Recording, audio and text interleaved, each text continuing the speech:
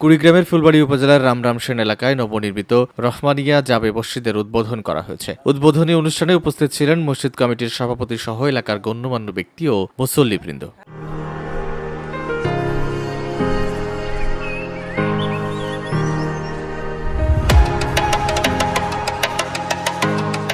জানা গেছে, এর আগে এলাকার মুসল্লিরা ত্রিপল মোড়ানো একটি জরাজীর্ণ ঘরে নামাজ আদায় করতেন। বিষয়টি স্থানীয় সাব্বিরের মাধ্যমে জানতে পেরে জাপান প্রবাসী ডক্টর জহিরুদ্দিন মসজিদ নির্মাণের উদ্যোগ নেন। পরে এলাকাবাসীর সহযোগিতায় মসজিদের নির্মাণ কাজ সম্পন্ন করা হয়। এটি নির্মাণে ব্যয় হয়েছে প্রায় 50 লক্ষ টাকা। এই মহৎ উদ্যোগের জন্য ডক্টর জহিরুদ্দিনের প্রতি এলাকাবাসীরা কৃতজ্ঞতা প্রকাশ করেছেন। এই এলাকায় আশেপাশে যাতায়াত ব্যবস্থাও ভালো ছিল না, কোনো মসজিদও ছিল না।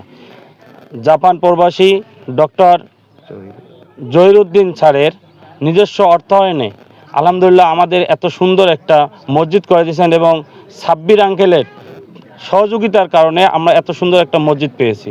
এই রামরামসেন মসজিদে আমি আসি দেখি মানে ছতর দিয়ে বা ত্রিপাল দিয়ে ঘিরে নামাজ পড়ে।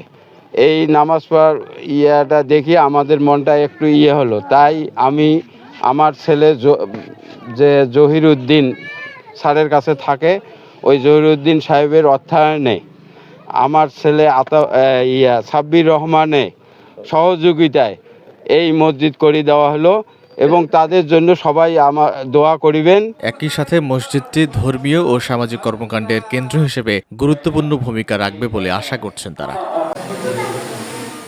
BOD Bangla news desk.